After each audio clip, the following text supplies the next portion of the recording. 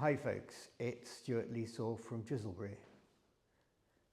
Here to talk about 2025. We're now at the end of the year. It's been an amazing year. We've done over 20 books of a wide variety of genre, and I wanted to do a quick review just to show the depth, breadth, width and everything else of Chiselbury. So we started off at the beginning of the year with Along the Roads to Hell by Michael Admiral.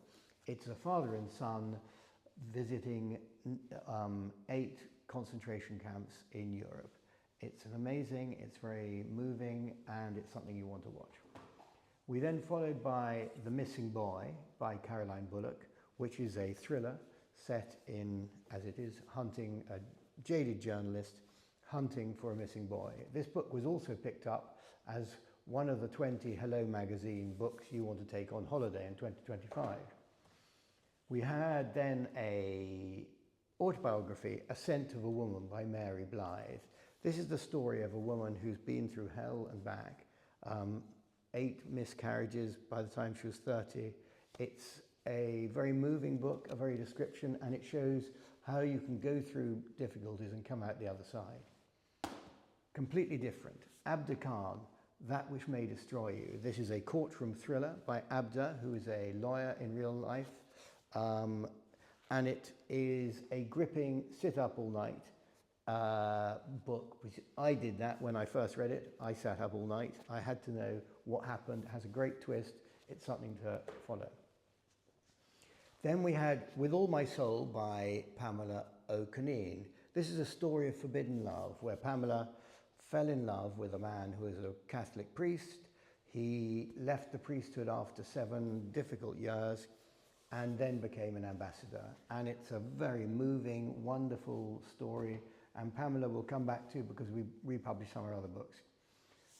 Going to something completely different, we had The Brain Always Wins Too by Dr. John Sullivan and Chris Parker. This is a story that shows how the brain is your most important asset and shows how you can help it make you win in life. Then we went in again in a different direction. Our great friend, the SAS guy, Scott Lee, came back with The Unblinking Eye.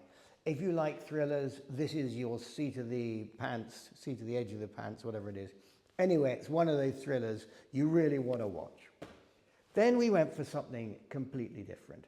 As we came to VJ Day 80, we had Jungle Warrior by Richard Duckett, which tells the amazing story of Colonel Edgar Peacock, DSO, MC and Bar, who raised thousands of Karen levies in the Burmese jungles, and in mid-1945 was killing more Japanese than any of the rest of the 14th Army. And it had a foreword by Field Marshal the Lord Richards, who I have to get rather annoyed with because it was originally General the Lord Richards, and he got promoted to Field Marshal about 2 days before the book came out, so we had to do a reprint. Similarly, on a similar theme, we had Jack Boucher's second book, Thunder Run, Mektila 1945, simply said, the greatest combined armed maneuver battle of World War II. You've probably never heard of it. You really should do.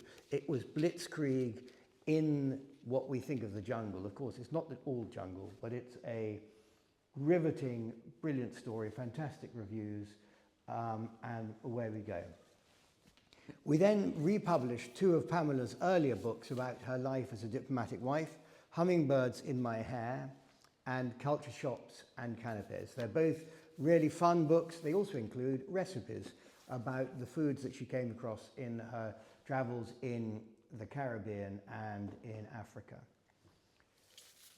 August or beginning of September, we changed genre again to The Moon in Splinters. This is by Anne Whiteside. This is her story of searching for her uncle, Maurice Petchuk, who had been a British secret agent in the French Resistance, who, aged 20, he went to France in 1942. He was captured sometime afterwards and imprisoned in various prison camps. In just 14 days before the liberation, he was hanged in Buchenwald. It's a story of both modern and old. You have her going to a hotel in Toulouse, which had been the SS headquarters where her uncle had been tortured. Then, soon after that, we had the first of two ones of Jim Powell, the first volume of While the Music Lasts. This is Starting from Anywhere. And this is a story for people of my sort of age about that. It basically takes from the late 60s up to the 2000s. It goes through Britain as it changes. You get an amazing style, and he writes simply beautifully. And I don't have the second volume because I've sold out of that, but both of them came out, one in September, one in November. They really are a brilliantly written book. Soon after that, we had Blood of Orange from Anthony Johnson. You may remember we published last year A Crack of the Whip, which is his autobiography. This is completely different. This is a thriller set in Sicily, starts in 1943 with a British commando who's wounded, and he comes back afterwards to find the people who helped him, and it ends up with mafia, etc. It was picked by Robert Lyman as one of his books of the year. Then you want something very different. Limericks for the unwoke.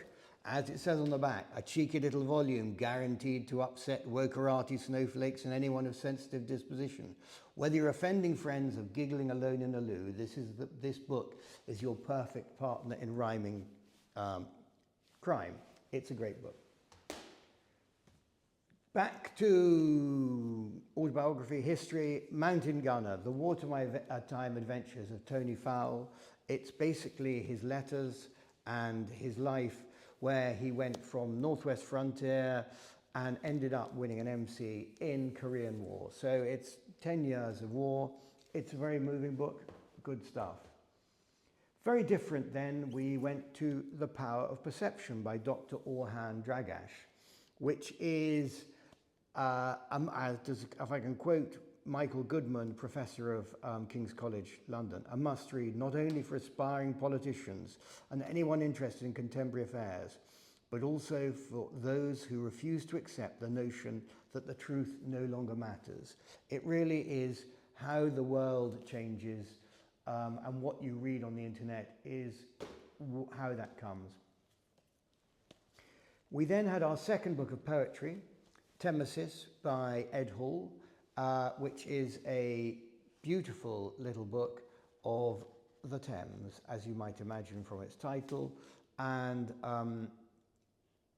Ian McKellen, no less, said Ed Hall's poems are intensely personal, written about his time spent on and by the River Thames. It really is very a good one. Then we're getting towards the end of the year. We had Mamma Mia, which is by former British Ambassador Nick Hopton. It's a Tuscan memoir of family history and renewal.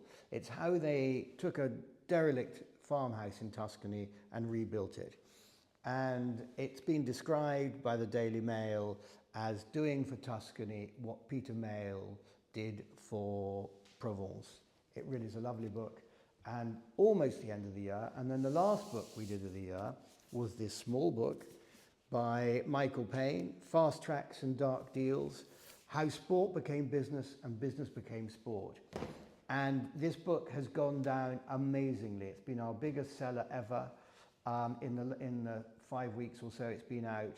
He's been on the Financial Times, on the Radio 4 Today programme, in the Times, the Sun, the Daily Mail, Sport Business Journal, and it is revelationary about how sport has changed from basically a club of amateurs to something that is business, as the title says. And I've also hadn't got with me another copy of, we republished Ed Hall's book, We Can't Even March Straight, which came out in originally 25 years ago, and it tells the story of how the battle for same-sex homosexuality was allowed by the armed forces.